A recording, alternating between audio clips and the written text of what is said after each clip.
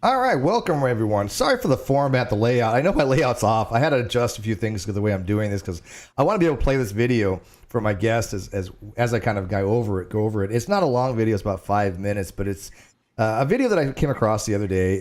It's from Erik Manning, right? That's how you pronounce Yep. that. Oh, yeah, Erik Manning, who I know from Twitter a little bit, and I was like, hey, this dude, he's not a one of those Christian rhetoricians kind of stuff is but he's a Christian apologist, and I was like, you know what, I kind of have some issues with this, and I put it out on Facebook, and he messaged me, and he's like, hey, I'm happy to talk about it. I'm like, dude, awesome.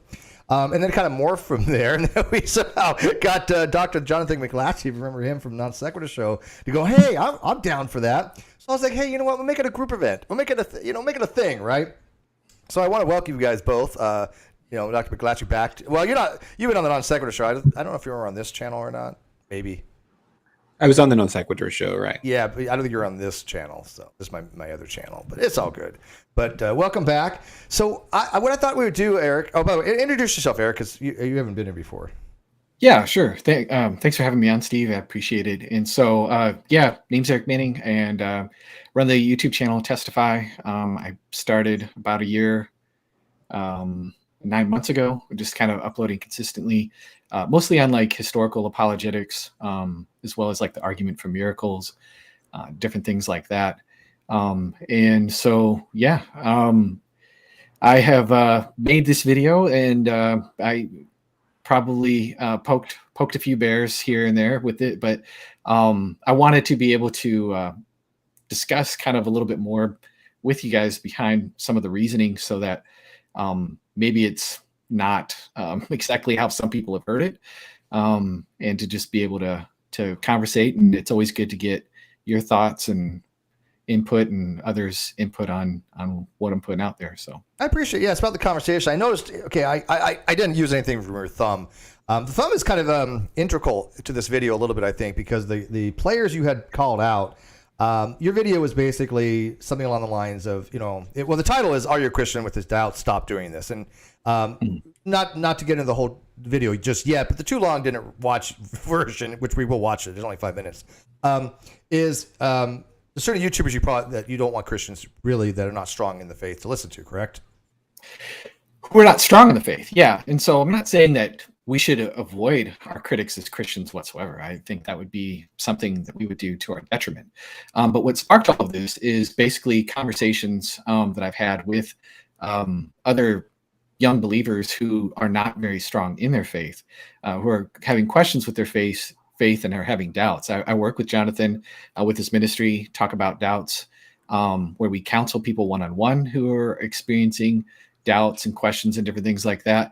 And also just from having a profile online, I get lots of messages and emails, comments, and different things with people with doubts. And so there was actually a couple people that couple conversations with people that had sparked this, things that troubled me to see. And it was basically, and also with conversations with Jonathan on these calls, we'll often ask, what Christian evidences are you familiar with? What is the case for Christianity as you understand it? And oftentimes the response is very weak. They're not really able to articulate their faith in a very strong way, and yet they're inundating themselves by listening to lots of different atheist YouTubers, some of varying degrees of quality, and they're getting a lot of bad objections that they're just overwhelmed with. And it's kind of like when you're putting yourself to a place where you're getting overwhelmed because you're listening to so much of the other side, trying to just mitigate against your bias, which is a good thing to do. I understand the desire to mitigate against your bias. But when you can't make a very articulate argument for the side that you claim to believe, and you're exposing yourself to all this content, well, it's no wonder that you're struggling. And I'm saying that that's something that epistemically is pretty irresponsible for reasons that I'm sure we'll discuss as we go along. So in a encapsulation of that concept, basically people trying to dive in the deep end before they wade in the shallow pool kind of stuff. Yeah. Okay. Yeah. Something along those lines. Right. Yeah. Roughly. And some of the people, and like I said before we get started, some of the people you had mentioned or at least put on your thumb, I do know some of them I didn't recognize, like one or two, but most of them I not only know who they are, I've had interactions with them myself. Sure. So I do want to touch about that a little bit. So Sure. Yeah, I had Apologia on there, Cosmic Skeptic, Yep. Rationality Rules. All three of them. dealt with all three of them. And Yeah, I've talked to Apologia. We've had conversations. I've been on his live channel, and I've talked with him and Derek Lambert, who I also put on the thumbnail. Derek and I discussed this video Sunday. Yeah. So Tovia Singer was on there. So it wasn't just atheist. There was, but he's a very vocal critic of Christianity. And so, yeah, those are some of the people that were on the thumbnail there. And like I said, I've had interactions with all of them. I'm just going to put all cards on the table. I think Apologia does wonderful work. I think his videos are one of the reasons why I don't do much with Young Earth Creations, because he did it better than me, him and Tony Reed. And when it came to Cosmic Skeptic and Rationality Rules, I think it's so funny. They've changed over the years. When I first met them, they were very much, Steve's got some bad ideas, misinformation. And then they went to college, Oxford and other places, and went, holy crap, Steve's been putting out the right information all along. And they started changing their positions a little bit. Yes, go ask Alex and Stephen on that. It's funny because Stephen actually messaged me, Rationality Rules, he messaged me one time and said, hey man, you're gonna like my next video. I'm like, why? He's like, because I'm kind of siding with you now. It's that kind of stuff. I'm like, cool. So I mean, I do know them. Like I said, Derek Lambert, great, from the podcast he does is what's the name of his podcast? Myth Vision. Myth Vision, yeah. Yep. Big fan of real atheology with Ben. So yeah, I mean, I do know all these guys. The only one that I would do agree with you, I wouldn't. If you want to learn about atheism, the last person to go to is Matt Dillahunty. Don't do it. Dillahunty made the wall there. Actually, I like Cosmic Skeptic. I really like Alex and the path that he's on. I know Jonathan recently debated Alex, and I think he's becoming, I think, more objective in his as he's gone along, and I really value that. I think Derek does a great job because in the sense that he interviews a lot of at least biblical scholars, even though they're of a bent that I would disagree with. I at least appreciate that he's trying to expose people to academics versus some of the other stuff. And I have absolutely loved both of my conversations with Apologia. I think if he was my next door neighbor, we'd get along great. I think he's a great guy. We just disagree a lot. But I wouldn't necessarily recommend any new Christian to be like, that's what we're going to talk about. Okay. Let's see if you can handle him and answer him here. So yeah. Yeah, I'm looking from a couple of different perspectives, but I was going to get to that when we start the video. But Jonathan, you want to add anything before we start on that? No, I second everything Eric's already said. I don't really have much to add. As Erik said, we work together at talkaboutdoubts.com, talking to a lot of people with doubts about their faith, and it's a very common and recurring experience for us to ask someone, what evidence have you studied? And they haven't really studied any of the evidence for Christianity, yet you have all these objections to Christianity. So I completely concur with what Erik has said, that one should look at the positive case for Christianity first and master that, and of course look at the counter objections to that positive case, and then of course go and investigate the negative critique of Christianity as well. Okay, all right, let's get started. Somebody in the live chat said that their wife is watching Supernatural while listening to this. If you guys are interested, I have had Lucifer on from Supernatural, Mark Pellegrino on a few times. He's He's a Twitter philosophy friend of mine, and so he's been on the show a few times. If you guys know who Mark Pellegrino is, he's actually an Ayn Randiest as well, which we don't agree on anything. So I'm sorry, I'm not an Ayn Rand philosopher kind of guy. All right, let's dive into this. Let me make sure you guys can hear this when I play this on the outside. Again, I had to do this kind of a bizarre way just so you can hear this, hopefully, but we'll see. Can you hear this? Hey, you, anxious Christian dude. Did you hear that? I heard something, but I don't know. You, the guy with the doubts. Stop listening to Atheist. Can you hear the video? We cannot hear the video. It's not playing. You can't hear the video. Okay, so let me share screen. Application window. Let's try this. YouTubers. Can you hear that? We can see the video playing, but we cannot hear it. Okay. Yeah. And I'm checking the little button that says audio.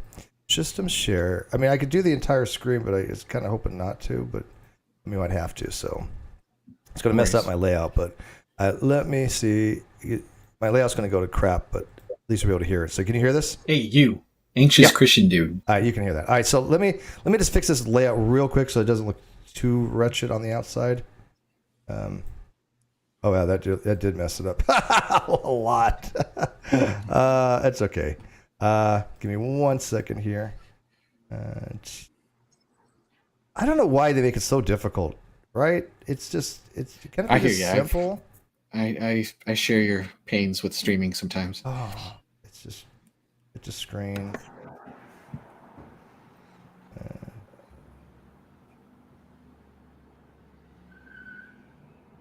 The outside has to be able to see the video. That's why.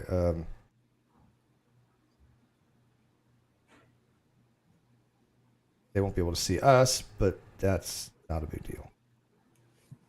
It's all about you. It's all about you right now. So they're not going to see us for a second, okay? That's right. Awesome.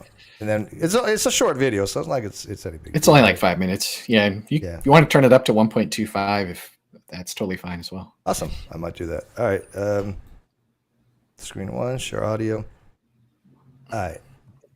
Now I'm going to increase the speed on this a little bit. I usually watch things at 1.5 or even 2 sometimes. Do myself. Oh yeah, I turn it up to Ben Shapiro level. You're right. Yeah, you can. It's actually great when people speak slow because then I can actually understand what they're saying. Yeah. You can actually get an extension for Google Chrome that lets you go as fast as you want. So I did listen to things on at least 2.5 or times 3. Oh yeah, I've got one for VLC video player that does that. Hang on 1 sec. I might have a better idea. How about I just throw this over here? Now they can see. Whoa! Oh, that didn't work too well. Hang on. You got the recursion there. Yeah, hang on. I could do it this way so they can see us as well. And that gives us the recursion, huh? How about I move that over here? Nope. Oh man, this is not working too well. It's okay though. It's okay. On the outside, it's fine. So, all right, let's just play this because the outside's messed up, but it's okay. Let me make this larger. I'm not gonna be able to read the screen chat though. Here we go. Yeah, you, the guy with the doubts. Stop listening to atheist YouTubers. It's time to stop! Turn off rationality rules, turn off Holy Kool-Aid, turn off genetically modified skeptic, and turn off Matt Dillahunty. Listen, I know you want to mitigate against your biases by listening to the other side. I know that sounds like a wise thing to do, but you're actually being stupid. Hear me out. I've been doing apologetics ministry for a while now, and one common mistake I see from Christians struggling with their faith is that they try and prematurely flex their apologetic muscles by spending time listening to tons of atheist YouTubers, but they don't get the bulk of Christian evidences strong under their belt first. So when they come across a few things that stump them, they get troubled, anxious, or even set aside their faith altogether. This is all right. So right off the bat, let's talk about this. So right off the bat, you're telling the Christians, hey, look, if you're not really well versed on the Christian beliefs and things of that nature, you're going to be listening to these what you're going to be calling counter apologetics or these atheist YouTubers that might give them questions that they may not be able to answer because they're just not prepared to answer. Correct?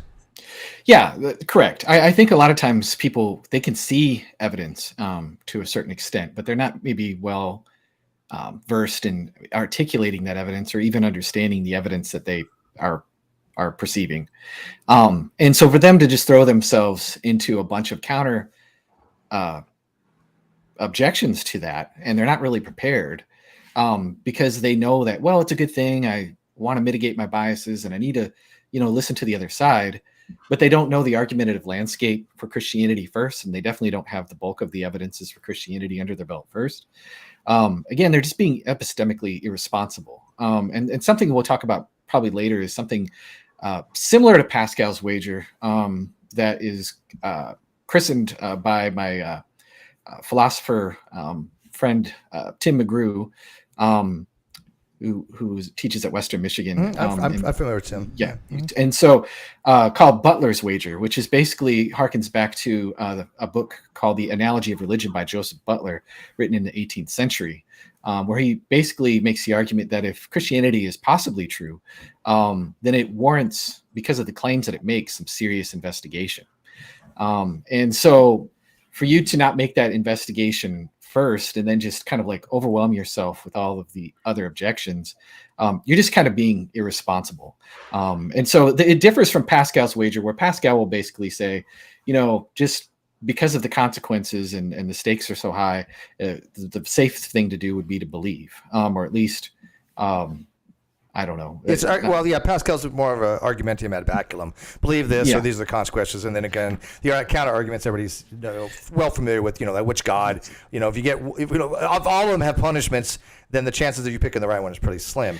But your argument is, and again, I don't straw man. So your argument is, it seems to be because Christianity makes very, very profound proclamations about what will happen given a situation. It's incumbent upon somebody to at least look into it. That's your belief. Is incumbent upon them to look into it. Okay. Is to look into it. Now there are some caveats with that, and we can discuss that as we go along. I'm not just saying hair off after every religious truth claim, because that you would, because a lot of religions spend your entire life doing that. Claims. Yeah, that's all you would spend your time doing. I think there is at least, an evidential bar where that one has to meet before it even warrants an investigation to begin with. And I agree with you on that. I do agree with you on that. I think that there are, if you, as Russell would say, if you just go chasing, and I'm not saying he exactly said this, but in vein of what Russell would say is, if you have all kind of bare assertions or bare beliefs, you're just going to bloat your ontology. So, I mean, you don't want to sit there and try to investigate of any due process the most outrageous claims, because you're going to spend your entire existence doing that. Right. Correct. Yeah. And we could talk about what those thresholds would meet to even warrant investigation in the first place as we go along. Okay. Yep. It's falling prey to what the great English logician Richard Whately called the fallacy of objections. Whately defined the fallacy of objections as showing that there are objections against some plan, theory, or system, and thence inferring that it should be rejected, when that which ought to have been proved is that there are more or stronger objections against the receiving than the rejecting of it. Again, I understand that you want to mitigate your biases by listening to the other side. However, until you yourself can articulate a robust case for Christianity, I don't recommend that you do that. Okay, so Whately, when he published this, if I'm not mistaken, around he has a few editions. The last one that this particular statement came from, if I'm correct, was Elements of Logic, 9th edition, around 1870, give or take, right? Mm-hmm. Yeah, that's nailed it. Okay. There was a book that came out in 1859 called On Origins of Species, which I'm sure everybody's familiar with here. I'm sure Jonathan is. And it seems to me that he was arguing, or at least in the way I'm looking at it, that when the theory of evolution came out and Darwin kind of gave people a way of explaining how life arose, well, not arose, but developed over time, how we explain what we observe for biodiversification, and gave it a more teleonomic versus a teleological explanation. There had been some controversies in the Christian faith. There was a lot of people that probably losing faith. Do you think that maybe he was a little bit more kind of referring to that look, before you start diving into the stuff, get an understanding, because he seems to be talking to the Christians that have already believed in Christianity, not the people that are being converted. I don't think that's probably what Whately is responding to. I think he's responding more to the deist controversy, which would have been kind of raging and somewhat. Then there's also the more of the biblical criticism that came later. I'm trying to remember. Maybe Jonathan, when D.F. Strauss started doing his thing, but I'm just kind of looking it up. Yeah, Strauss was from 1808 to 1874, and so I think he could be sort of responding more to that kind of a thing because, for those who don't know, the deist controversy, it goes all the way back to the 1600s, and then it really started raging in the 1700s, and then you have David Hume writing his essay on miracles. That was kind of the height of it, I would say. There was all these pamphlets and tracts going out around England back and forth from the deists that were just kind of ripping Christianity, talking about all these contradictions in the text, historical errors in the text, and different things like that. You had William Paley at that time writing books like A View of the Evidences for Christianity. You had Joseph Butler writing the book that we talked about earlier, An Analogy of the Religion, which was a direct response to the deist. And then there's all these other writers. It's actually a very rich time in literature. And if people are interested, Tim McGrew has taught a course, I believe it's at Oxford, that you can find on YouTube. And you can also get on like Google Podcasts and different things like that, to where he walks through all of the history of the deist controversy and the back and forth responses. And he knows a lot about that particular stuff. What would have been the major, what were they afraid of? Obviously, I mean, as a Christian, you hold probably the belief that the people aren't saved or not going to make it back into heaven, right? Or go to heaven or go back to heaven, however you want to phrase it. But there's something awaits them that's going to be away from God if somehow they don't reconcile with the divine or something, correct? Well, sure. I mean, and that's one of the things that Joseph Butler proposed, is that this time on Earth, I believe he was into law and different things like that. Jonathan, you can correct me if I'm wrong. Yeah, he was a lawyer, right? Yep. But he proposed that the idea that this life on Earth could be a time of moral probation, if you will. And so one ought to, if they are able to, seek out the evidences as part of their probation. They ought to seek out the evidences for their creator, and if there was any sort of divine revelation from this creator. And that was kind of part of their testing in this kind of probation. Obviously, he believed that if the person was seeking, that they would find evidence for Christianity. He was not responding to atheism or anything at all like that, because, again, he's talking to deists. And so, that was kind of part of his argument there. And really the book is very interesting. I recommend anybody read it just for an idea of kind of the history of some of the philosophy that was going on during that time. But yeah, that was kind of part of his argument. Right. But again, what he was saying too, the argument that I talked about, his wager, was a little bit separate. And again, the big difference there is inquiry versus this kind of doxastic voluntarism that Pascal kind of seems to be suggesting, although some people argue that that's not what he was suggesting. And so, does that make sense? Yeah, well, it seems like so he's saying in a nutshell to the people that hate philosophy stuff, but basically there might be evidence against something, but there might be evidence more on the opposite side that would, if you don't accept something that you should, or you reject something that is true, you've had a falsity. You have an epistemic falsity. You've got a false belief because you've only listened to the objections on something small, but you didn't look at all the evidence to the counter of that. Right. Correct? So I think a lot of people get so fixated on the objections to which they have no satisfactory answer that they miss this pillar of positive and confirmatory evidence. And this, in fact, is how conspiracy theories get started in science, right? So people focus on all the anomalous data that doesn't quite make sense within the paradigm, and then they ignore this pillar of positive confirmatory evidence for the theory in question. And so it's quite possible, and in fact, for any complex theory, whether we're talking about Christianity or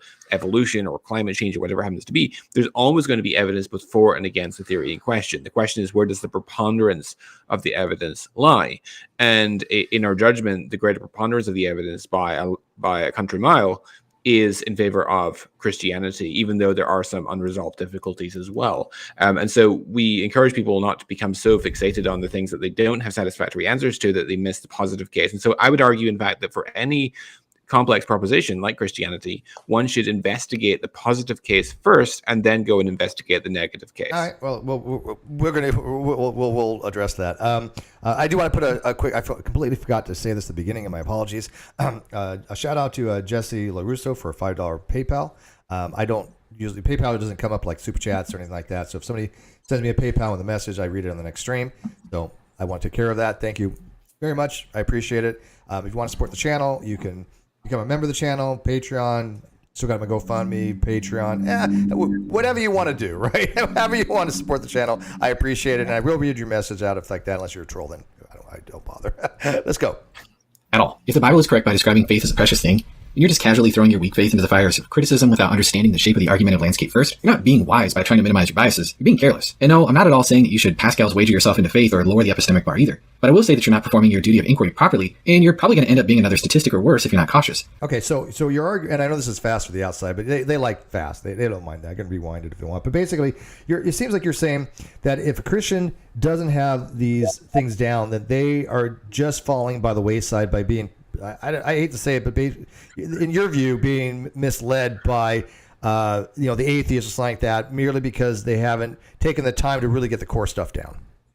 Yeah, that's pretty much correct. I mean, if you should be able to steelman the case on your side first, and then see what has been said against it through the lens of people who have responded to these objections for the past 2,000 years, and get that under your belt first. And then at that point, if you still have certain nagging concerns or questions, then interact with some of these different things and think about these different things. I'm encouraging people to be able to steelman both sides. I'm just saying that, like, given the importance of this issue, don't just throw yourself into the fires of criticism first. That wouldn't be wise. Again, if there was a new convert in my congregation, I wouldn't just say, here's Jesus interrupted from Bart Ehrman. Let's see if you can answer him. Okay. You know, I have some objections to that, but I will get to them. I don't want to Sure. give them right now. But I will say this. I think we all agree we can't expect everybody to really be formalized in any of this stuff, right? I mean, I look at Sure. things for two ways usually when I address these topics. One, from the biblical sense or the theologian sense, as opposed to philosophical sense. I'm not a theologian. I'm not interested in the Bible that much at all. I mean, so the people that go to talk about Christianity, so you have the Christians versus the atheists. You have ones that just sit there and do scripture chases and just say this verse, that verse, blah, blah, blah. I don't bother with any of that. Then there's the philosophers. So you have atheists out there that are now moving from the biblical to the philosophy. Matter of fact, some have done it very well. I think Apologia has moved almost seamlessly from biblical stuff to philosophy stuff. Matt Dillahunty has not. Aaron Ra failed spectacularly. So I think when you see a lot of Christians, it's not just nowadays the Christians that are talking about Christianity from the biblical perspective, but they're talking about it from a very deep and profound philosophical sense, talking about metaphysics, talking about Hume, talking about Kant, talking about the Kalam, talking about epistemology, talking about first cause and Thomism. That's some deep stuff that the average person is not going to get into that much. So are you suggesting that Christians not just learn the biblical aspects, but also learn deep philosophical I think everyone wants to become like Joshua Rasmussen or something? Because, No. Have you read his book? Oh, my God. Yeah. Even I love his, Josh. I do. I mean, I can't. Even His book is like, whoa. Even his basic book, is pretty deep. Deep. I'm not trying to say that, like, if you're not a hardcore evidentialist who's really steeped into all this hardcore philosophy and Christian evidences, that the believer has is just operating sans evidence whatsoever. I think that they have and perceive a lot more evidence than they probably realize, and they just don't have it in necessarily an articulate sense. And so it's easy to kind of throw a monkey wrench when you just gum up with a bunch of objections. I think the grandma in the pew is perceiving a whole lot more than she probably actually, that a lot of us will give her credit for and realize. The sweet grandma who doesn't even understand the word apologetics, like she's never heard it before. And so, no, I'm not saying that they don't have any warrant. In fact, in my own testimony, I became an atheist in my teenage years when I was 15 years old, largely because I just kind of came from a bit of a broken home. My families came from broken homes. And I looked around. I lived in St. Louis at the time. We had like a giant flood of epic proportions. And I was seeing people that were becoming homeless over this. And of course, you just know all the wars and all the stuff that's out there. And so largely because of the problem of evil, I became an atheist and was an atheist. That's a good problem, man. Mostly the evidential. I don't find the logical problem to be that significant of a factor. It is the most validly logical, but it's only a very, very restrictive argument. So I find the evidential to be much more broad, but much more damning. Yeah, and think about that for a second there. As just somebody who had no training in philosophy and never read J.L. Mackie or any of these I'm a huge people. fan of Mackie. Yeah, I was able to kind of pick up these things of natural theology from the atheist perspective, just doing some reasoning in my own intuitions, right? Well, at the same time, later as I went along, I began to think in terms of natural theology without realizing what natural theology even was, being that the universe, in my opinion, it didn't seem like it would just be here uncaused, here for no reason at all, with appearance of design and beauty and order, and that the moral intuitions, and I know a lot of atheist philosophers are moral realists. We don't have to discuss that. But at that particular time, I thought if God doesn't exist, then morality's out the window too. But I don't want to get sidetracked on that. But I also thought, my intuitions, my moral intuitions were something that was hard to deny. I thought that was more plausibly explained on the existence of God. So I actually switched from being an atheist to something of like a deist or generic theist for a little while, just by reasoning this way as a teenager. And I think that's what a lot of Christians, they themselves see. And then I think there's also the Bible, which is by itself at least some kind of datum, and one of the things is I began to explore Christianity because I thought, well, surely if God does exist, then he probably would have said howdy, he would have said hello. He might have given us a revelation. I was actually quite biased against Christianity because of my negative experience with Christians. My dad taught at a Catholic school, wasn't treated particularly well. I had some Christian neighbors that were hypocrites, and different things like that I didn't like. They didn't like me either. But anyway, so I didn't really necessarily want Christianity to be true. So I was exploring different faiths, and I dug up the Bible that I was given from my grandma when I was a kid, and just started reading that. And it was hard for me to not look at the Gospels as testimonies. I wanted to think maybe these were myths, maybe these were legends, maybe these are just like fanciful stories that are trying to teach a lesson, but they're not really trying to tell us about miracles, are they? But I couldn't really shake that. And it just seemed like over and over again, they were reporting as if they were testimony. And I saw a lot of the verisimilitude that was in the accounts. And I'm like, okay, well, that's another evidential chip on this side. That's not fully why I converted. There are other reasons. But I think a lot of Christians are tacitly going around reasoning this way. But they don't know how to articulate it. Well, they're reasoning from the biblical aspect, like you said. Yeah, the people that go to church, people that are, and again, the philosophical aspects are completely different. I want to put a pin on that. I want to come back to that because it's going to be. I'm going to be bringing Jonathan into this very thing because again, one of my objections. But let's get a look further in the video. By the way, the second half of the video, it's not really that relevant, is it? I mean, I want your argument, which is really the first half, right? Yep. Okay. Regarding the fallacy of objections, Whately went on to write, "This is the main and almost universal fallacy of anti-Christians, and is that of which a young Christian should be first and principally warned. If I knew..." Okay, so you're basically saying again, you're admonishing the newer Christians, the ones that have just come into the faith.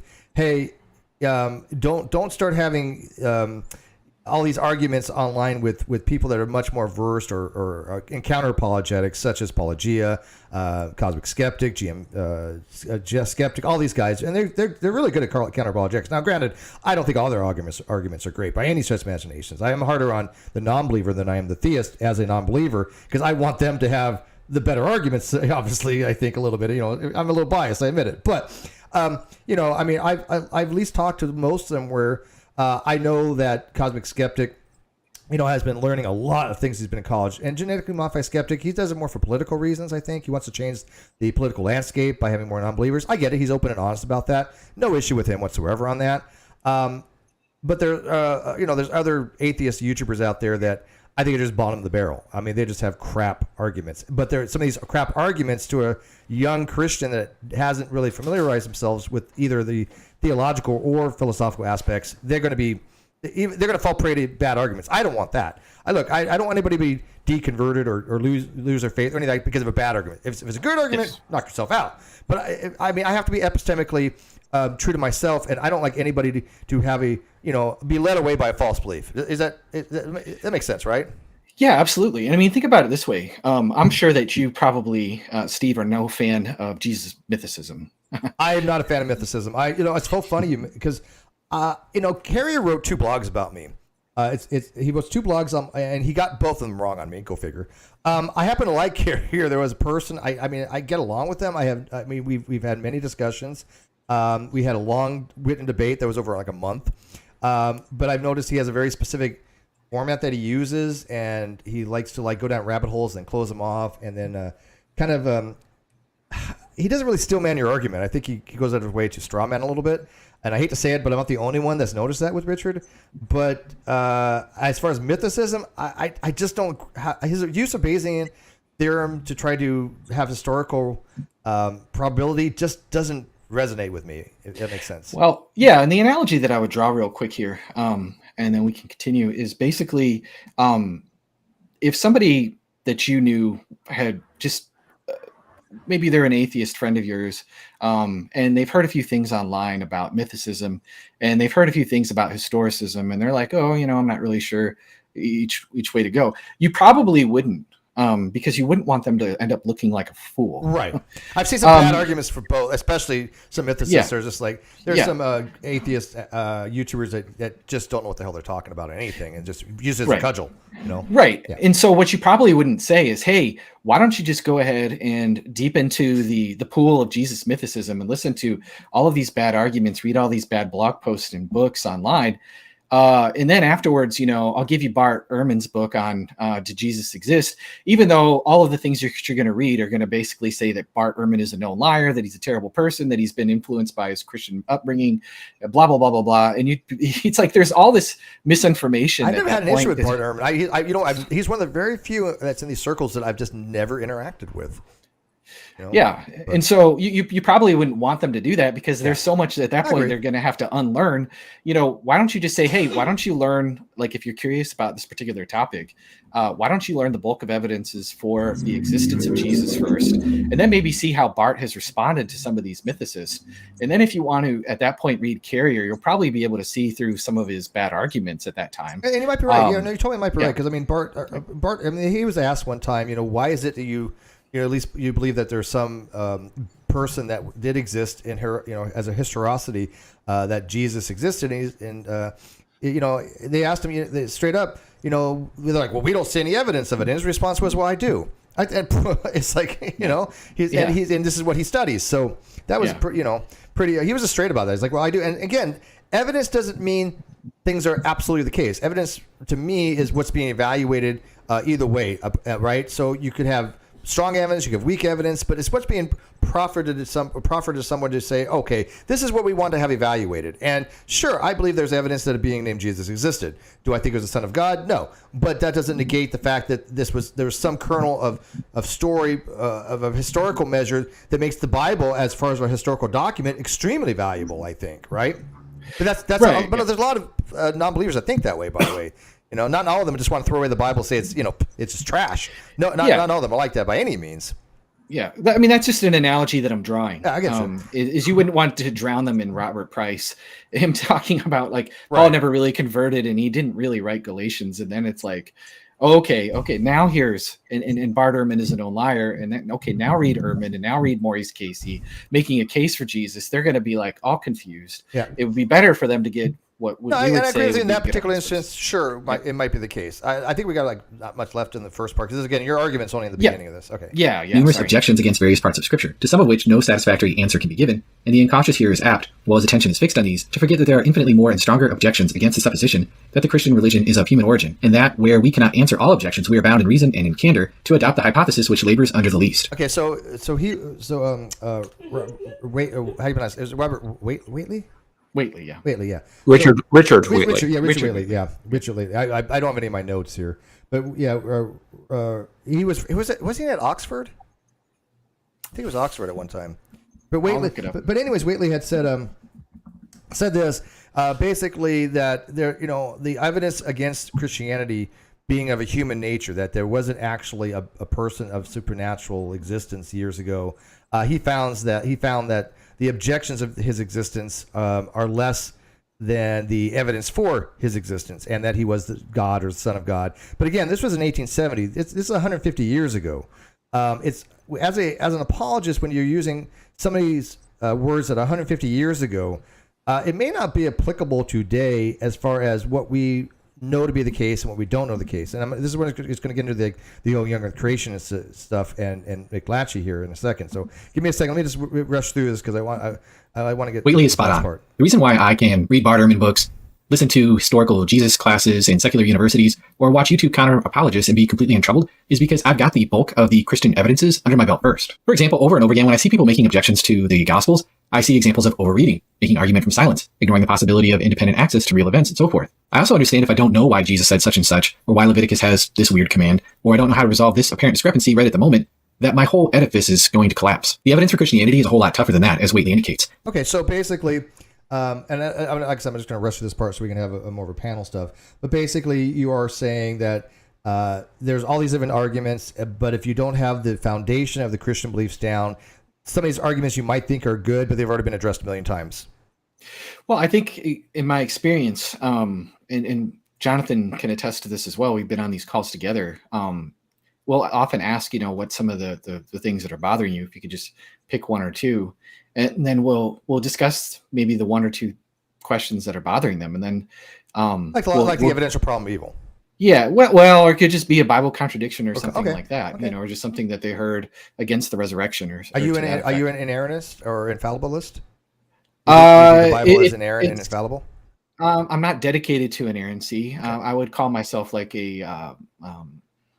I think there are very good candidates for contradictions, and the McGrews would say the exact same thing. I don't think Jonathan. No, I'm not an inerrantist. Jonathan is not. So an you believe there explicitly could be not- a scribal error? It doesn't affect the message. It's well, I mean, scribal errors wouldn't be incompatible with inerrancy. So, I mean, inerrancy only applies to the original autograph. depends But on who you talk I- to. But yeah, they say it only applies to the original versions, which we don't have. But some people I have talked to actual Christians who believe that the version we have today still can't have any type of contradiction or scribal yeah, error. I mean, By the way, can I take this video out? Or do you want to play more of it, or is this the crux of the argument? I mean, if you want to take it out and just have the discussion, I mean, I've basically laid out the Yeah, I think it's the first 3 minutes are basically. But Right.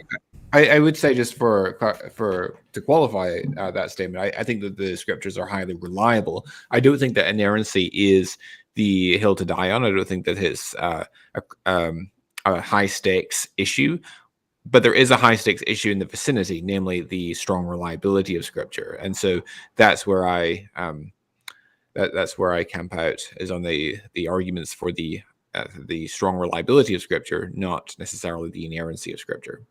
And I agree with Eric that there are some strong candidates, not only a small handful of strong candidates for actual errors in the Gospels and Acts. But I do draw a distinction between what you might call a good faith mistake versus a deliberate distortion of fact, and these are not epistemically equivalent. Okay, no, and I do believe that. I believe that a person who has a scribal error or something like that. I'm just going to make this really large. I think it's somebody who has a scribal error and not trying to deceive anybody is completely different than somebody who goes out of their way to actually try to deceive for evangelism or try to convert people. 100% completely different things. Well, even with eyewitness testimony, we would expect some obviously some Inconsistencies, divergences and things like that. Yeah. And I don't have an issue with inconsistencies. And I even as a non-believer, I wouldn't expect that the Gospels, even the synoptic Gospels, to be exactly in line with each other. I would expect that as humans who observe things differently, there's going to be different versions of the same story. It's hard though when a biblical inerrantist or biblical infallibilist comes along that says, "Oh, all these stories are true exactly as they say," and it's just like, no, this isn't an account. This is somebody who supposedly witnessed this, and who knows what they saw. But we would not expect their testimony as witnesses to be 100% accurate as far as ontologically speaking. As what happened existence-wise, we wouldn't expect them. No witness is perfect. No witness. Yeah, they're not walking around with a tape recorder. Right. Exactly. Yeah. The point that I was making before is that usually when we can present a very robust positive case to the doubting Christian, the person who's having problems, a lot of the issues that they had in their mind about maybe this contradiction or that contradiction just really dies down a lot, because we believe that there's a boatload of evidence for the high reliability of the Gospels. And once you see something like that, then it outweighs a lot of these other secondary concerns, if that makes sense. Yeah. All right, well, let me ask you this, because one of the main objections I have with your argument is that, let's say you have somebody who was born, and raised or converted or whatever, became Christian, but they happen to be what my antithesis would be, a young earth creationist. People know that I am anti-young earth creationism. I make no bones about it. I'm anti-flat earth as well. That doesn't mean I'm against Christians. I respect all kinds of Christians. I've worked with young earth Christians. I've worked with older Christians. I've worked with, Baptists. It doesn't matter. But at least the young Christians know that I do not believe in it, and I believe that it's false absolutely across the board. So if you have somebody who is a young earth creationist, and you're telling them, hey, look, learn all you can about young earth creationism, which is a waste of time because it's like learning about flat earth. Learn all you can, so when you go against, Dr. McLatchie, you're not going to look like a complete fool because, he knows biology. He's a PhD in biology, so he knows about evolutionary theory. Wouldn't the argument kind of fall apart for the same reason? Because you automatically start with your bias that, this person is learning something that they believe is a core value. I mean, sure, it's Christianity, but they're already starting from a bad aspect of Christianity. They're already starting with something we already know is false. Wouldn't that kind of fall apart there? No, I wouldn't think so, just because I think that young earth, old earth is a very low stakes issue. I'm definitely on the side of old earth. And so But is it? I mean, think about this. Is it really It's low not- stakes? it's- It may be no, low stakes it's as not- far as like it's not- salvation and I'd say salvation that's- stuff. But yeah. look how much the educational wise, young Earth creation has encroached upon secular society to promote such horribly bad science. And that's where I come in as a secularist.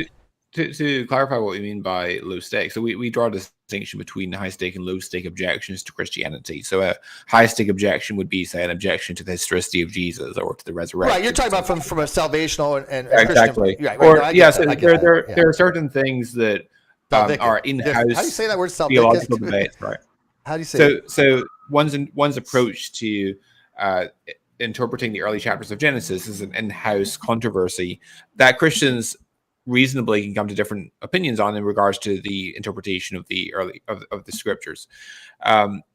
And so in my opinion, if one comes from a young earth creationist background and they go to university and they discover actually there's a lot of evidence that indicates the earth is not only 6,000 years old, then the more rational thing to do is to revise one's theological position and one's interpretive model for the early chapters of Genesis rather than throughout Christianity in toto. Right. No, and I do agree with you on that. But again, they're starting from like both of you start. I'm neither one of you are presuppositionists, but you do start from the basis that the core aspect of Christianity is true, right? But you're not presupposing it, right? Well, that's a conclusion that we've drawn. Yes. Conclusion. It's conclusions. Or not presupp. It's a conclusion. You're not like Side 10 who starts with God exists and everything else contrary to that is wrong. That's why he goes down the younger creationist path. It's already a bad way to start.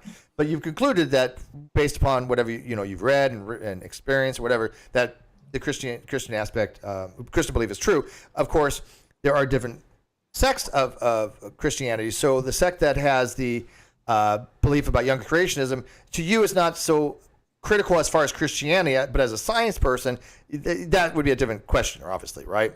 Right. So I think that I think it's possible to come to different perspectives on the early chapters of Genesis. I think Genesis 1 through 11 is consistent with young earth creationism, and it's also consistent with an old earth view. And so we have to look to the science to help to adjudicate that matter. And I think the scientific evidence comes very heavily down on the old earth position. But a lot of people are just not experts in this area. And so I don't look too disfavorably on someone who's just not an expert coming to a view that I disagree with. I try to be charitable towards. Yeah, well, and they're not going to be experts, and that's the whole thing when it comes to the young Christians.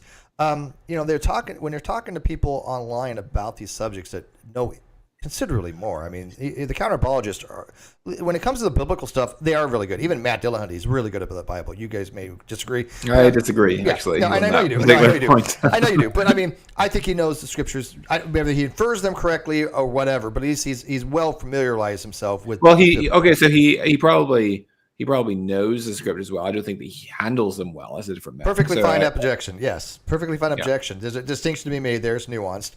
But in philosophy, for example, I don't think he's very good. And I think Arn Ra, unfortunately, is just horrible. He needs to stay with biology.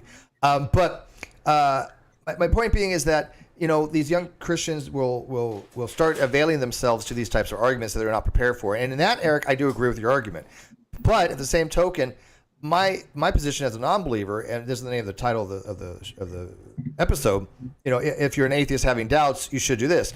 I believe this. Listen to everybody. You're saying, hey, learn it under your core. Listen to the Christians first, and then go to the apologists. And I don't think that's a great way to be, because I'm not looking at it from a salvation issue. I'm not looking at it from you. Or you guys have put an importance on it that I don't have. I'm looking at it as, okay, epistemically, I just want to see the truth. I just want to know what the truth is, right? Sure. And so I'm going to start off, okay, evidence either way. Is there evidence for this, and go read.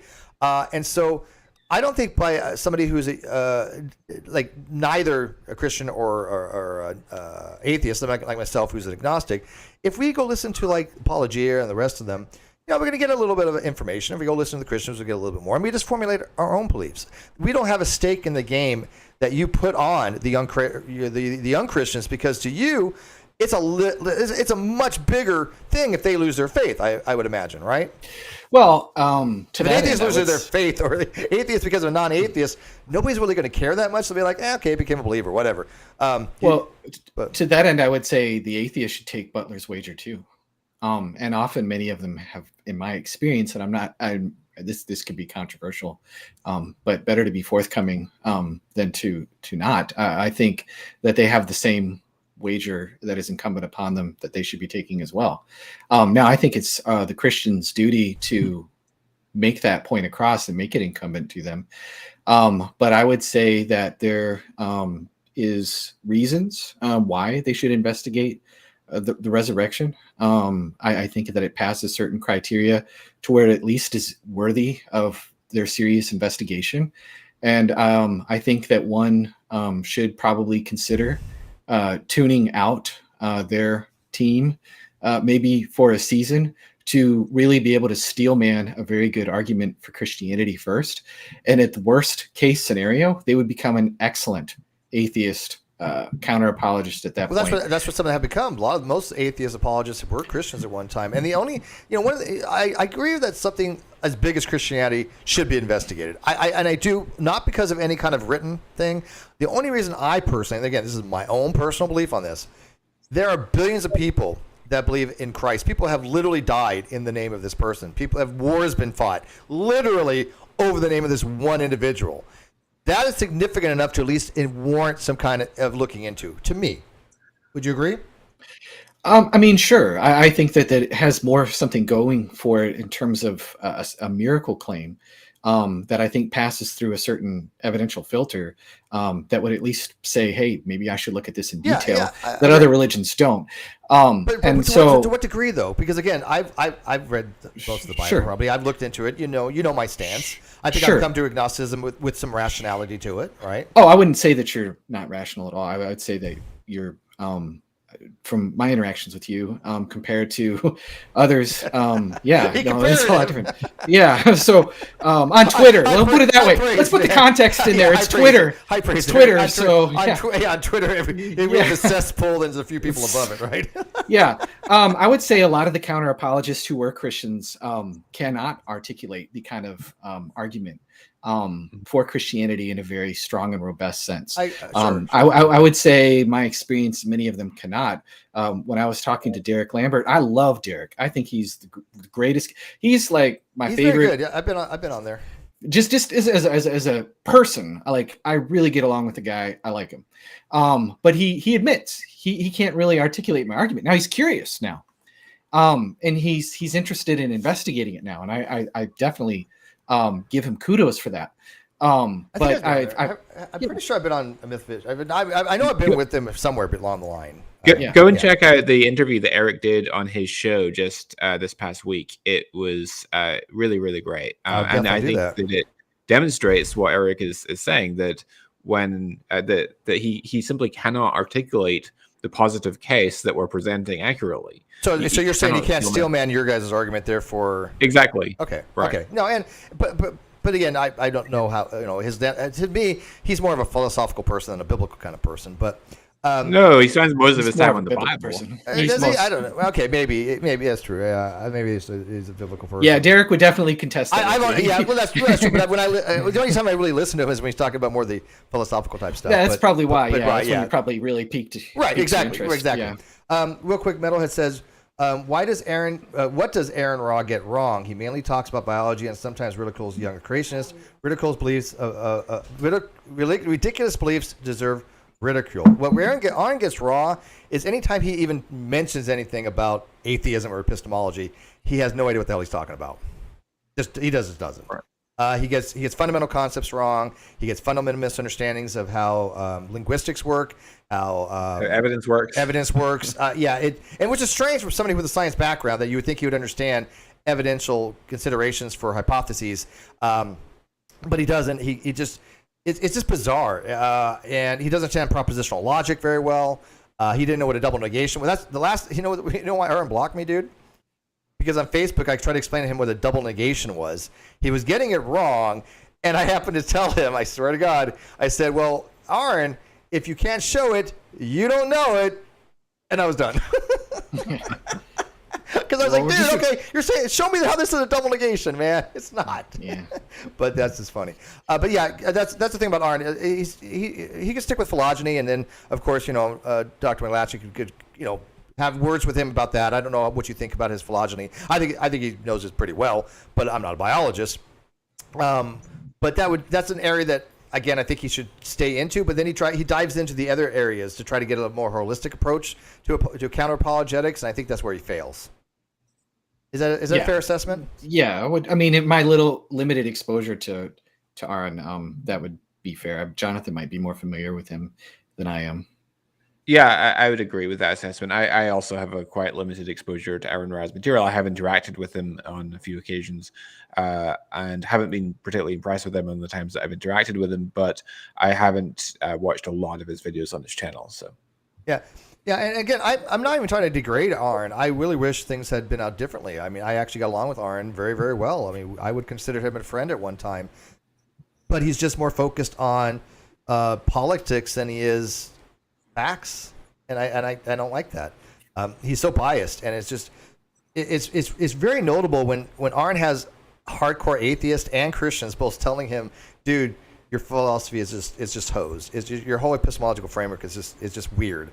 I've heard him. In fact, I heard him. He had a discussion with a young Earth creationist, a PhD by the name of John something or other. I never remember his name, but Anthony Magnabosco was there, and Aaron just couldn't understand this simple concept that humans are members of Homoidia or members of the great ape family, because that is how we categorize them by properties. If humans have this, these bipedal, chemoheterotropic, all these different things that make a human, we're just saying that if you have these properties, you're in the set that we're going to consider to be great apes. There's no natural reason for it as far as like humans must be apes. There's no necessary property, right? It's not a matter of metaphysical necessity, right? And he doesn't understand metaphysical necessity versus more of a biological categorization. He thinks these things are some kind of categories that are set logically. It's like, no, it's just a category that we put them in because of lineage. And so humans are humans because they have these properties. But he's like, no, humans must be apes by necessity. And I'm like, no, darn, it doesn't work like this. It just doesn't work like this. But you can see how frustrated it is. Anybody who's even studied basics of Alaic or modal logic going, oh, just stop. So I kind of have a tangent, but does that answer your question out there, Metal? I went way far off topic, but the only thing I know about Aaron is I just remember the Bring It with Inspiring Philosophy. Oh yeah, Bring It, and also the Rocks Are Atheist tweet. Oh no, that's not coming around yet. Stop! It's not time. Yeah, we'll just yes. Yeah, we don't have time for that though. Back to the whole what is atheism? I do like Inspiring Philosophy. Him and I have always gotten along. I had given him some guests the other day for his show. He had Cindy Hoven on. And Mary Toko. That was a good show. Yeah, I arranged that for him because I was like, you know what, I think this message is important to get to a bigger audience, which he has. And I'm a huge fan of Cindy. She has been nothing but kind to me. I believe her wholeheartedly. She has the evidence to back it up. I don't know Mary, but they seem to have congruent stories. But yeah, as far as I guess, inspiring philosophy, if you guys, really want to learn about these types of things from both the atheist and the Christian side, then yeah, people like Inspiring Philosophy. I like the way you presented your video, Eric, by the way. I'm not even saying that your argument is like horrible. I'm just saying it's only applicable from your framework, from your, specific framework of why you want why you want young Christians, not younger, but young Christians to, learn about it first. But again, I have an issue with that because if it was any other church, like if it's Scientology, it'd be like, oh, learn about Scientology first. So when you go against people that are anti-Scientologists, you'll learn how to, defend against it. So I think as a whole, that just doesn't. I think the maxim you're putting out doesn't work. The difference, though, is with Scientology. What's the positive argument for Scientology? Aliens. we know what Scientology teaches, but what's the positive argument for it? Yeah. Well, right. So there's not. So our perspective, though, is that there's not a level playing field here. Not all religions are equally worth investigating, and I think that Scientology is far less worth investigating than is Christianity. No, I agree with you there. But I think if you're putting, because Eric is trying to argue this as a normative rule, it seems, right? Well, yeah. And I don't think it works as a normative rule. I think it only works from your paradigm, from your schema. That let me be the case. Yeah, let me explain. I'm trying to do an internal and external critique at the same time. No, it's mixed fine. Together. It's fine. I think everybody again should take Butler's wager and investigate Christianity, and I think because they're not on the same evidential plane. I've had somebody say, "Well, would you tell a Muslim to do that? Just only get all of your apologetics from the imams and the Muslim apologists, and the Zikr Nikes and shady, whoever of the world." And then study the evidence, what has been said. Yeah, and what's your response to that? Because so forth.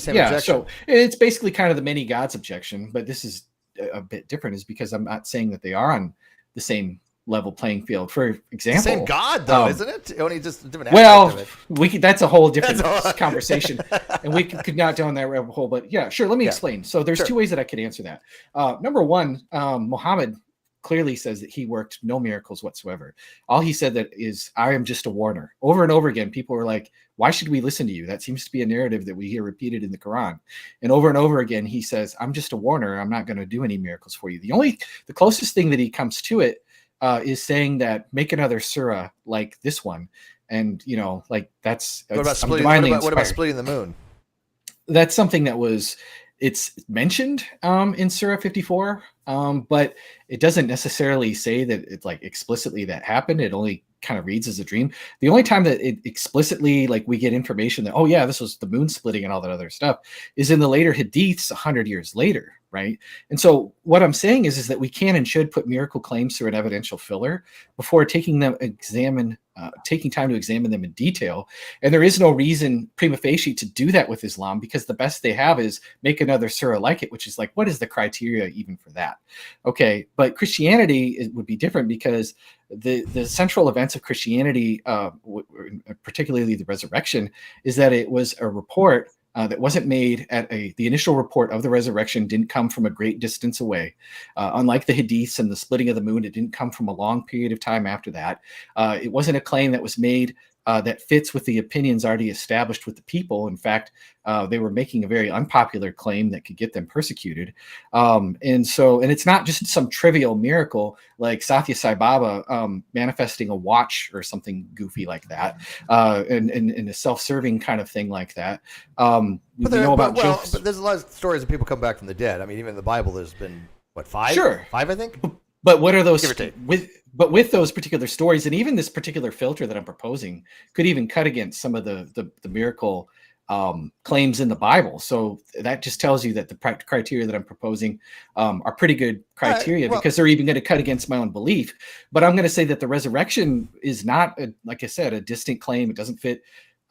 It's not fitting an opinion that's already established. It's not this belated report. And so therefore, I think that it's at least worthy of serious investigation. Whereas miracle claims in other religions, if you give me a miracle claim that fits this particular criteria, I am very interested in investigating at that particular point. But because none of them do that in particular, I would say that gives Christianity a reason to investigate. They do. I mean, let's look at the Catholic Church investigation of miracles. I would imagine, because now that you're a Catholic, that you probably wouldn't accept the Catholics saying something was a miracle in modern times, right? Modern miracles. We'll say in the last 100 years. The miracle of Fatima, something like those lines, or healings through the Catholic Church, or Jesus, crying tears. When they do investigate these things, and by the way, I have no problem with investigating those things. I think we should investigate them, not because I have any expectation of having a supernatural causation, but I am interested in what was the natural explanation and why people will attribute it more normally to a supernatural causation than to a natural one. Because historically, I think you might want to agree, at least in the last 100 years, when they have investigated these types of things, I think every single time, either A, they have found a natural explanation, or it just remains an unknown, right? You agree they've never, obviously, attributed it to a non-natural, supernatural, except the Catholic Church. Like, then the very few organizations, they're certified of some kind, right? Well, I mean, even then we would still be talking about Christian miracles at this point. Right, and I agree. I agree. But yeah, sure, I understand. No, I'm a Protestant. I would say that I've looked at different Catholic claims. I would say the Marian apparitions of Zaytun, at least, are semi-interesting. But the problem with that I have with those is that they're vague in a sense. There's a lot of contradictory kind of things of what you see with Fatima. Not everybody's exactly seeing that kind of thing. They definitely would fit oftentimes, not always, but oftentimes with opinions that are already established. And often I find a lot of Catholic miracles. I'm not talking about somebody being healed of cancer or something like that. If a Catholic miracle has something like that, and I want to know the context and, what was going on there. But most of these are like very trivial events. I'm sorry, but for example, Jesus on a tortilla is not a miracle to me. Yeah, Jesus on a tortilla. Well, maybe that's not a good one, but some of the ones like right? That's the point. That's the point. It's not a good one, right? Like the Eucharistic miracles. I guess I find those a bit on the trivial side of things. And so I think that those fall in the evidential filter as well. So I'm not going to spend as much time on those. The only one that I've taken seriously enough to investigate, because it does pass at least some of those criteria, was Zaytun. And to me, at best, I was just kind of like, I don't know what to think about this, and just kind of whatever, but with the resurrection, I'm saying that the evidence for the resurrection is going to be different. And it's not special pleading. It's that I've looked at the evidence, and there's a mountain of internal and external reasons to think that what we have in the Gospels is probably looks like testimony, or at least is what the disciples reported, because the writers show themselves to be close up to the facts, very scrupulous, and very meticulous. But that was testimony thousands of years ago. And again, I think the testimony needs to be cross-examined for the most part. For that kind of things, I like to get more questions, posed. Unfortunately, we can't ask any of those people that lived back then any of those questions, right? What we have is what we have, and that makes cross-examination of testimony very, very difficult. And we've had throughout history, as I know you would agree, people have testified on a lot of things they've seen. Clearly, it cannot be like you. You were going to mention Joseph Smith, I think, at one time, and I didn't mean to cut you off, but I think you're going. Obviously, I used to be Mormon. I was baptized Mormon when I was 17. No longer believe Mormonism. I think the church has done some insane stuff with, Project Evergreen and reparative therapy, and just not a fan of any of that. Those people have very strong testimonies. I know, I lived it. And even when I was up there, when I have a testimony meeting, it's basically, I was basically basing it on my experience. Well, I know this, you say I know this is true. And again, I was 17, so, whatever. But, I know this is true, but it's based upon, your experience thus far, but not a deep understanding of Mormonism, because I didn't learn much about Mormonism until after I became a Mormon, believe it or not. Well, what is the testimony that we find in the Gospels? It's not that they had a burning in the bosom, but that they ate with Jesus, that they touched Jesus, that they conversed with Jesus. Right, and I believe that he did exist. Right, I think that spent 40 days with them after his resurrection. Yeah, and I think that's significant enough to have his existence, right? Sure. So we're talking about his divine nature, right? Sure. Yeah. So if he rose from the dead, and there is good evidence that what we have in the Gospels are written by people who are scrupulous, meticulous, and close up to the facts, and that what they're saying goes back to the original eyewitnesses, and the eyewitnesses are reporting that they ate with him, that they touched him, that they spent time with him, that they conversed with him, and they're making these particular claims in the context of persecution and labors and dangers and sufferings, then it makes it improbable that they're lying. And so we need to look at just how good is the evidence of the nature of that particular testimony, because I'm not saying that the prior is necessarily high for a miracle, but I think that we have enough testimony to swamp any prior probability. As long as it's 9-0, I think we have enough evidence. Oh, it's definitely non-zero, but I think you have a false dilemma there, because it doesn't mean they're necessarily lying. They could have just been mistaken. I mean, these are people that 2,000 years later, we know a lot more about things than they did then. But that's why we look at the nature of the testimonies that we find in the Gospels and Acts, and we find that they're the sort of testimonies about which it's very difficult to be honestly mistaken. So they involve multi-sensory experiences.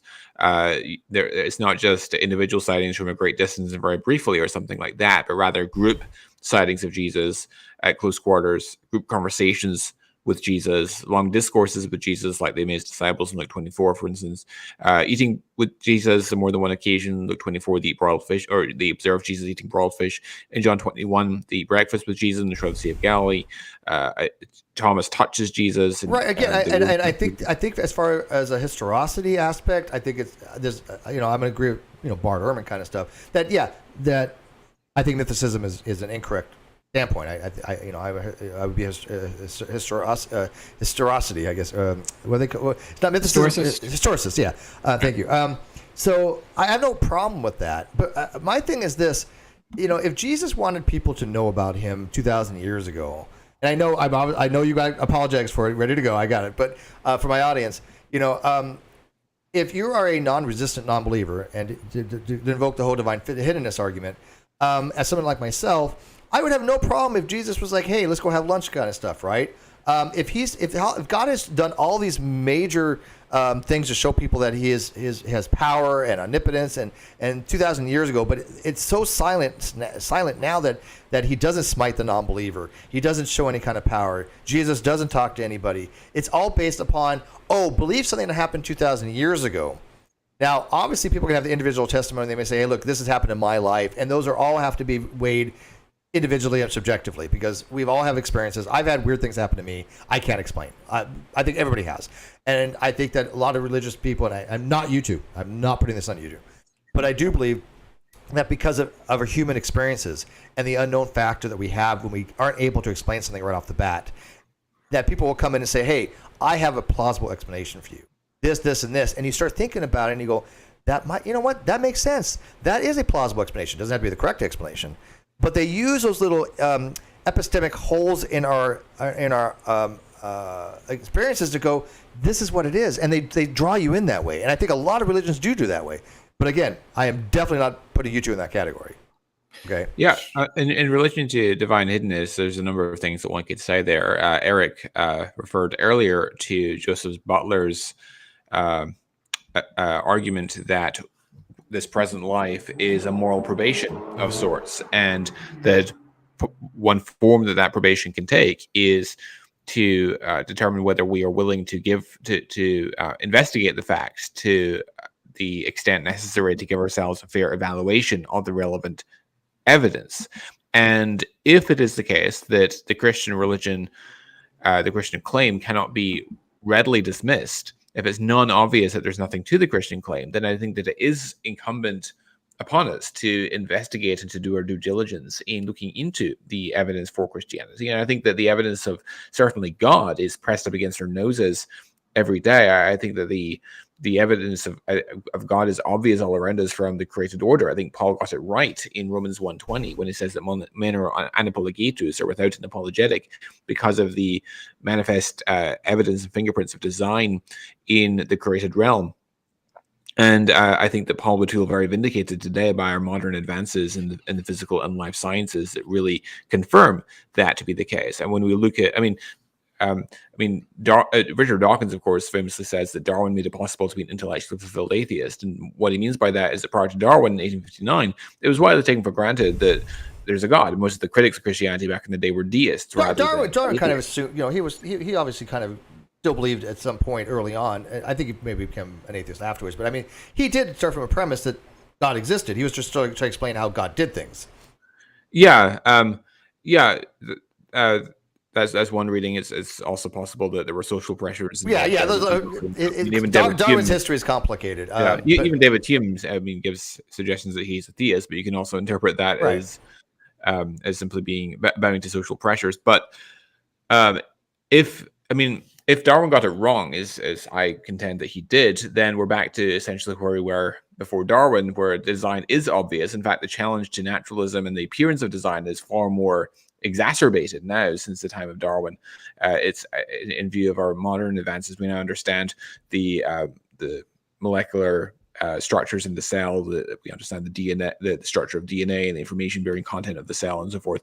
And that, I think, takes the design inference to a whole new level. So I think that the evidence of design, certainly, and generic theism is very, very clear and very, very obvious. And so that renders it not at all apparent that there's nothing to the Christian claim. And so that then gives us a moral responsibility, I think, to do our due diligence in looking into the claims of the gospel. Okay, and by the way, you're not throwing out the baby with the bathwater. You just say I'm the steel man. You certain things about Darwin that he got wrong. And by the way, I don't think anybody thinks Darwin got everything right. Darwinism is antiquated. I don't like even the word Darwinism because it did refer to its 19th and 20th century belief. Right, and to be clear, but to be clear, just to qualify what I mean by Darwinism. So I obviously understand that biology has come a long way since Darwin. When I talk about Darwinism, I'm referring to naturalistic evolution, that evolution occurs substantially by natural selection and random variations without some kind of guidance, right, exactly. either guidance or at least some kind of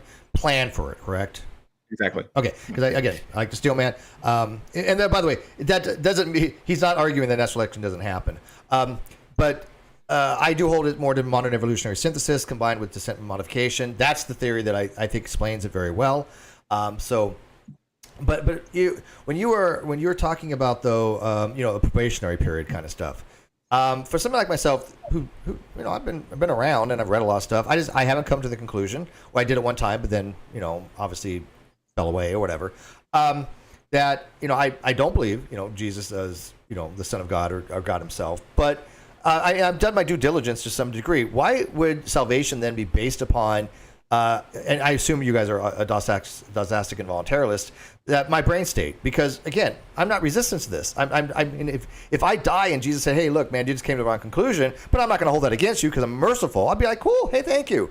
But you have different degrees of Christians who have. Well, tell me, hey, one will say, "Look, you're screwed either way because it's all about epistemic beliefs," which seems weird. Or two, "Oh no, Jesus would be okay and forgiving, and you're okay, but you didn't reap the benefits while you're on earth."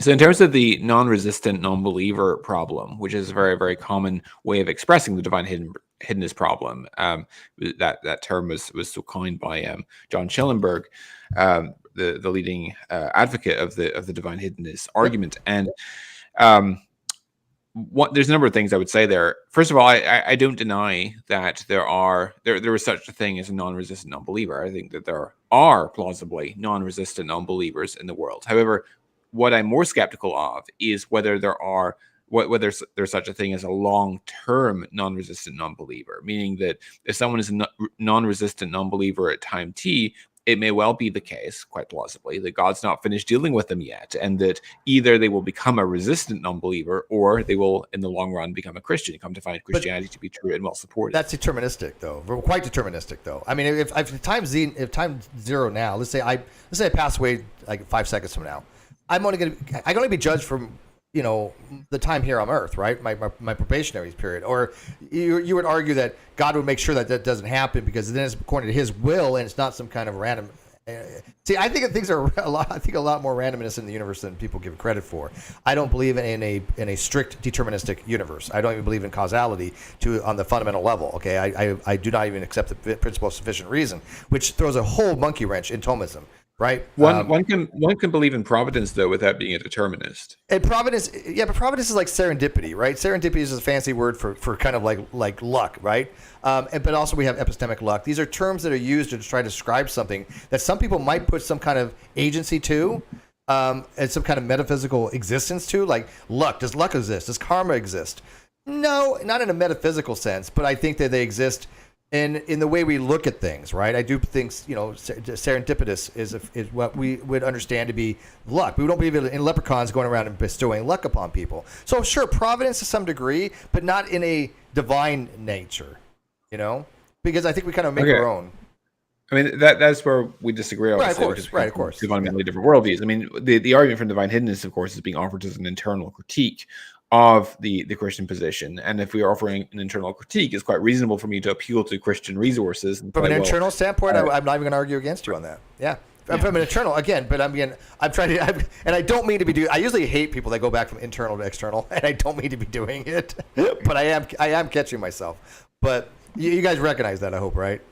That from the audience will probably recognize as well, is that I'm kind of going back and forth. But from an external point of view, though, again, I'm not looking at it from your eyes, and so as a non-resistant non-believer, I don't know what the hell to think, right? I don't know. I was like, hey, whatever happens, happens kind of stuff. I don't know what to think. I can't just decide to believe something that, but if I saw something that was convincing, of course, I'm epistemically open-minded, which I think most atheists generally are, that if they saw, reasons, if they had reasons to believe, then it just would be epistemically beneficial, obviously, to believe. But at the same token, they may not want to worship that God, they tell me, which look, I think that if God does exist, no matter how evil you think he is, you're going to bow a knee because it's just out of fear, but if we have independent reason to believe in the goodness of God, as Eric and I contend that we do, then it's not at all implausible to suggest that for people who are non-resistant non-believers, God will ensure that they do have sufficient reason or sufficient it's not justification. plausible, but you got to understand from my point of view why I would be reluctant to accept that, obviously. Sure, but then you're offering the argument as an internal critique, and of course, there's different beliefs in the background for the two of us, and it's not inconsistent. There's nothing inconsistent in your viewpoint. So Eric and I are both convinced that Christianity is true for independent reasons. So it's not an unjustified move to look to see whether there's any plausible solutions to this problem of divine hiddenness, and I contend that there are, such as those that I articulated. Yeah. To another thing, Steve, not to totally change the subject. Go ahead. But you were saying that, this was 2,000 years ago, and we can't really expect to believe that. We don't really see these things happening today. I would say that the testimony is such of a case that, you just have to look at it. You have to examine it. Well, we all have. We've all read the New Testament. I would say, right. I'm not talking about. I'm not talking about reading the New Testament. I'm talking. I went about to Sunday school. Yeah, I'm talking about understanding the argument. That we have for the resurrection, and I would just say that if the facts can be accounted for without difficulty on the supposition of the resurrection, but not without greater implausibility on the assumption that the miracle didn't happen, then that would be significant evidence for that particular miracle.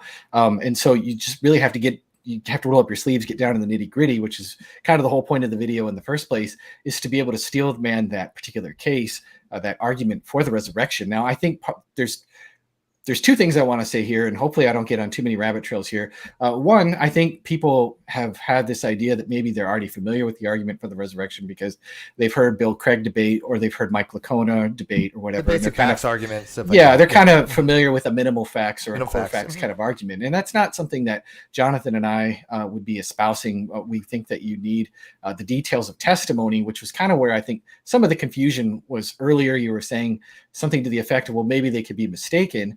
And just what the details that we see in the gospel are just kind of later embellishments written by later authors who weren't, familiar with the eyewitnesses at all. And that's the argument that we would push very strongly back against that. And this is an argument that we're trying to, or at least I'm trying my hardest to make more popular, is we're talking more of a maximal case that includes those details of testimony where we have the multisensory appearances, and I think that could be very plausibly defended.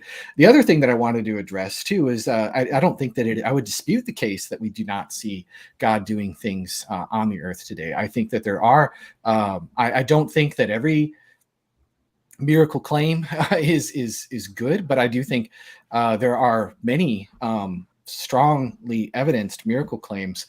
I can give some examples if you like of where people have something that's not some sort of miraculous healing or something like that, to where it's not very well explained on a natural kind of hypothesis. I'm sure they exist. I don't think you need examples. I mean, people and recognize usually things aren't explained, but you also have to recognize there are people that take advantage of that.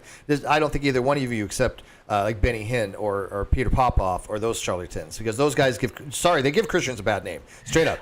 Well, Peter Popoff, I don't know very much about Benny Hinn other than he's quite a showy on TV and stuff like that. They're con men. I'll say it. Goldstein. I can't stand prosperity gospel. I think it's the biggest scam I've ever seen in my life. Well, what I am saying, sure, there are counterfeit things and wrong things that are out there, but there are also, I think, very well evidenced miracles. And one example that I'm thinking of now is a guy who was working under a truck, a semi truck. His name is Bruce Venata. You can Google it if you like. Basically, he was crushed. The jack gave way. It crushed his midsection. He had to have. He's the only person, first of all, to survive that much weight on his midsection and survive. He said that he left his body, saw angels holding his body together, but that's not really the miraculous part. The doctors had to cut away the vast majority of his intestines. He was living on a IV feeding tube. He lost 60 pounds. He was down to from 180 to, I believe, to 120 pounds, if I remember the details correctly. He was basically starving to death. The IV feeding tube that he did have, he was just having diarrhea because he couldn't process anything. And he was starving to death. He had a friend of his from New York. He was living in Wisconsin, believed that God spoke to him to fly over and pray for him. He was resistant at first, but he felt like he heard that same voice again say, no, go pray for Bruce. He got on the plane. He said that he felt like some sort of an electric thing go into his body when the man prayed for him in the name of Jesus. And then he, obviously you can't, it's kind of hard to measure somebody's intestines through the medical things that we have now. But doctors do say with what imaging they do have, that it appears that much of the intestine has grown back. He's in good health. He has gained his weight back. He's able to digest food properly. And that's just one of many examples. Okay, so let's use an example. One, what happens if it was a Scientologist that went and prayed and said, oh, it was Xenu that did this? And again, I hate using hyperbolic stuff. I'm not a big fan of that, okay? But I'm just saying that... But again, when it comes to anecdotal things, there have been other religions that have said very similar things based upon their beliefs, right? Sure. Well, I would like to see those examples. This is the thing, because that's often thrown out there as like, well, there's other religions that can make these claims. But when I ask for actual cases, I get a lot of radio silence. I don't get a lot of strong cases, or I get just very vague. So there's no very vague reports. So you've never seen like any kind of Muslim miracles? I'm not that aware. I'm open to them. I would like to. I mean, hear them. I don't have any ready. Trust me on this one, but I do. Believe it or not, I actually mod for EA. What's the name of that show? Jonathan, help me out. Remember that atheist that just recently, Muslim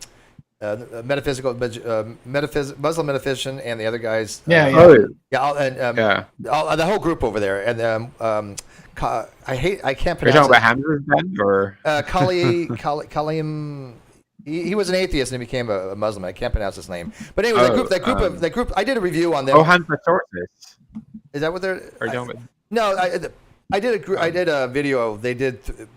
Aaron Raw talked to three of them, and I did a review. Yeah, I think Hamza Sources was. Yeah, that was on the science and embryology and stuff. No, it was on. No, that was PC Mars at the time. It was on. They did a discussion on is necessary being. There does have to be a necessary being. That's what it was. Okay. But long story short, I mod for a Muslim group. But I mean, I can ask them. But the point being is that these tertiary types of stories and things of that nature. One is like, why does God have those types of stories? I mean, the main question is, why did he get crushed to begin with, right? Why did God allow that to happen? To say, okay, I'm going to allow this to have crush, and then I'm going to show you angels, and then we're going to heal you. That's I mean, you got to admit, from an outside point of view, it'd be like, just don't let him get crushed in the first place, right? Well, I don't think miracles are necessarily. There's a lot more going on with miracles where somebody's will could be involved. I mean, as far as we know, he could have prayed and cried out to God, where somebody may have not have cried out to God or something like that. I don't know. There could be elements of his own faith being involved in a willingness to cooperate with God. There could be just a divine providential thing when we believe Jesus, like, a lot of times he said, according to your faith, be it unto you, when people received healing. And then there's also the man at the pool of Bethesda in John chapter 5, where he just grabs the guy. He doesn't even know who healed him. Or, the same with the blind man. He didn't even know. In John chapter 9, he doesn't know who healed him. So I don't know exactly why all of those things would happen. But I would say that if there are miracles, that would be more evidence for God than it would be less of it. Okay. I obviously... I'm not saying that I'm plausible. I'm just saying that you hear stories of divine healing and miracles quite frequently. Then you look into them, and it's usually the medicine or the medical procedures that they did. None of them I've ever seen held any water. But stereologically speaking, though, because of salvation things, I want to know what you guys think. where am I standing in the eyes of God right now? Where would somebody like myself be? I'm not out there preaching against God. I don't think I do think that the way the Old Testament God is portrayed is a little bit of a moral monster, but that's a whole different show. We can do that another time. I have been reading a lot about Gnosticism and how Yahweh, it relates to this deity called Yaldabaoth. If you're familiar with that story. I don't know. Yeah, I think I've heard the name vaguely. Yeah. Yeah. So I mean, I'm interested in the aspects as an agnostic. I just happen to be interested in Gnosticism. Even though, sorry guys, they are unrelated. Hate to break it to you, they really are. Where would you? I mean, I don't want you to speak for God, obviously, but what would you guys think?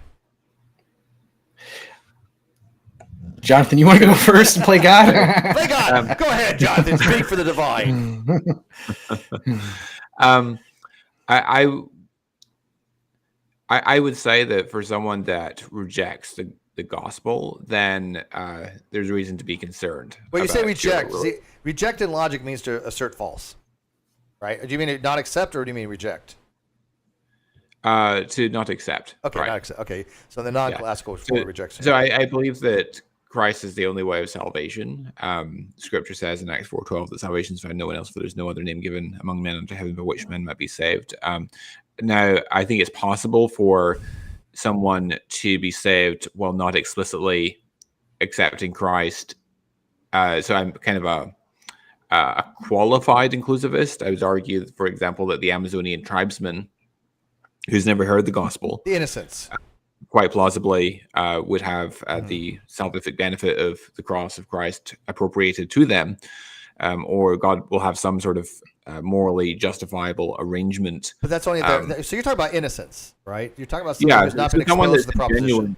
If someone's a genuine non-resistant non-believer, then I trust in the goodness of God that there is some sort of arrangement that he has, even if we're not necessarily privy to what those arrangements are. Okay, would you be against universalism, or let's say, because again, holding to your belief that through Christ, that if somebody does die and God says, "Do you accept now?" and they say yes, would you be okay with that, or do you think that goes against? I mean, obviously at that point you're like, "Hey God, you say one thing but you're doing another." Would you be upset if after death somebody has the ability to accept Christ and they do so and they're saved? Would you be okay with that? Oh, I'd be thrilled if that's the case. I mean, that's certainly something I'd love to be the case. See, he's not an asshole. I'm seriously. There's people out there going, "Oh no, they're screw them after that, because if God did that, then that God would be sucky." I'm like, damn, that's weird that you. That's up to God, right? I'm not a universalist though, and I don't completely rule out that there might be an opportunity for at least some people beyond the grave. I don't know for sure. Yeah, it's plausible. Okay, that's a fair answer. That's a fair answer. Yeah, no, I don't really have anything to add. I mean, my answer would be pretty similar. I don't like judging, and I don't. It's a weird position. But it's plausible, right? It's plausible. Yeah. So I'm definitely not a universalist. I wouldn't pin your hopes on universalism being true, just because I don't think there's very good biblical case that can be made for it at all. I would just say is if somebody is a non-resistant non-believer, that I have confidence that God will at some point in his life, that person's life, reach out to that person, make himself available to that person. I would encourage a non-resistant non-believer to be looking into these evidences and different things that we talked about, whether it's the miraculous that happens today, or it is some of the things that we've talked about with the Gospels, and just be open and even prayerful. That's a kind of a fair way to leave it then, because we've got 90 minutes, and I think that's kind of goes to my argument. Listen to who you want to watch. If you're a non-resistant non-believer or an atheist, what should you do? Go watch people. I mean, go watch Don't Testify. Get his arguments. Go watch Dr. McLatchie, who, like I said, I met in person. Had a fantastic time with him. I wholeheartedly think you believe what you believe, and I respect it, and I've had great conversations with you. If you want to learn about theology, I would recommend people like this who are doing it for the sake of because they have their purpose is to actually spread the gospel. And they don't have any ego. They don't have any they're not doing it for clicks and views. I hate all that. There's some Christians out there that I guarantee it. They're just doing it for clicks and views, and I just despise that. I loathe that to no end. But not because of Christianity, but because they're not doing it for altruistic and beneficial reasons for other people, right? I hope that makes sense, right? I'm not trying to condemn anybody. Sure. but Yeah. it's just- If I could just answer something Yeah. for a second. I mean, I heard some atheist YouTubers say that that's exactly what I was doing. And so I would just say to that, this particular video came out specifically because I had one person in mind out of what one would say a pastoral concern. It started off as a Facebook post that wasn't going to be a video whatsoever. And the person through the conversation I got word of saw the post and messaged a friend of mine and said, I was doing that. That's exactly what I was doing. I was falling for the fallacy of objections. And so that was gratifying. So for somebody to say that I was just doing something for clicks and views, I mean, sure, when you make a thumbnail, you're making a thumbnail because you want people to click on it. Let me address that because that's a good point. Look, there's nothing wrong with wanting clicks and views to get the message out. Same, as a YouTuber, you want people to watch, but you don't get. It's not that I want the clicks and views because I get some adoration out of it. It's not because it feeds any kind of thing for myself and my ego. It's the more people that listen, the more people get some facts. Let's say, like for example, let's say this had nothing to do with theology. Let's say it was strictly about the biological sciences. We're just talking about mitochondrial matrix or something, or electron transport chain, which Jonathan and I would probably agree 100% on as far as the science itself. This is how it works with the complexes. Blah blah blah blah blah blah. If it's strictly with that, you want more people to watch it because they learn about it. That's it. So when you say you do it, when I say do it for clicks and views, I mean that's their reasons for doing it, just solely for that, not as a byproduct by putting out good information and you want people to learn it. Well, I have been told that apologetics is a multi-billion-dollar industry. I'm just kidding. Well, it was said somewhere. Like I said, there are people that do it for the wrong reasons. But there's people that do counter apologetics for the wrong reasons. There's a lot of shitty atheists out there, and I've reviewed them on this channel that have the bullshit arguments I've ever heard. It's like, come on, just all you're doing is parroting the bottom of the barrel people here that anybody can go do. Stop it. It's you're not helping the non-believer. You're not deconverting anybody. All you're doing is placating and talking to the people that already believe like you, and you're not adding anything to the dialogue. Right? Throwing out fresh meat. Yeah. Right. So, exactly. Yeah. Well, I really appreciate you, Steve, for having me on. Likewise. And likewise. Yeah, it's been a good conversation. I wrap it up. Eric, where can they find you? I do have your video in the description. By the way, another reason why I didn't want to finish the whole thing. Go watch the rest of his channel. So go watch Testify and watch that video and subscribe to him. Yeah, just search Testify Erik Manning in YouTube or just Testify Apologetics is the long name. I also have a blog, is JesusAlive.com. That's kind of an older. I don't update that as much, but it does have some information in my writings, which is similar to the blog post if you're more of a read it guy. But I guess you're on YouTube if you're watching this, so you're probably more of a YouTube person. So, but those are just a couple places that people can check me out. All right, and Dr. McLatchie, what you got for us? You've been busy lately, dude. You have a lot of stuff going on. So my primary ministry is talkaboutdoubts.com. So if you are a Christian with doubts about your faith, or even an ex-Christian who's interested in exploring whether there's a rational way back to faith, then you can go to talkaboutdoubts.com and submit a contact form there, and we will distribute that to one of our volunteer scholars. We have over 60 scholars on our team who are willing to do private mentoring with Christians that are struggling with doubts about their faith and educating people about the evidences of the gospel. I also have a blog, jonathanmclatchie.com, as well, which catalogs a lot of my essays on science, philosophy, and especially biblical scholarship. Awesome. All right. I thank both of you gentlemen for showing up today and doing this. I miss these kind of talks, man. This is what I thrive on. I do want to get some science stuff, though. I've been missing science. I've been doing way too much philosophy stuff. So maybe I'm going to dive back in that a little bit. But I want to thank you both. I'm going to end the hangout first, the StreamYards, and then show myself, and then call it a night. Sound good, guys? Sounds good. Thanks again for having us. Good night, all. Thank you. All right, guys. That was fun. It's been a long time since I've had educated people on to come on and talk about these topics. Let me get rid of this real quick. So, anyways, like I said, I just wanted to do a quick promo. If you guys want to become members of the channel, you can do that. If you want to support the channel by Patreon or just leave a comment, that's fine. It all is all engagement. I appreciate all you guys listening. If you guys found any value out of this, great. If you want to leave your review itself, what you think. If you think I was too easy, too hard, or whatever, or if you didn't understand something, by all means, leave me a or leave us if you're towards somebody else. You want like one of the other panelists to answer in the video description, the comment, and then I'll get it to them. Okay. So, oh God, Christopher. Oh no, I'm not touching that stuff. That first of all, probably get people demonetized, even when you're on the right side, right? Even when on the right side of that, YouTube just doesn't want anybody talking about it for some odd reason. So I'm not going to dive into that. But with that, guys, I'm going to be ending this. I do have a show on Friday on the Non Sequitur Show. Slight modifications to the topic, but it will still be on Cicada 3301. A lot of stuff's been coming out on that lately that I've been doing a lot of talking with a lot of people on. So with that, guys, I bid you guys good night, and thanks for watching.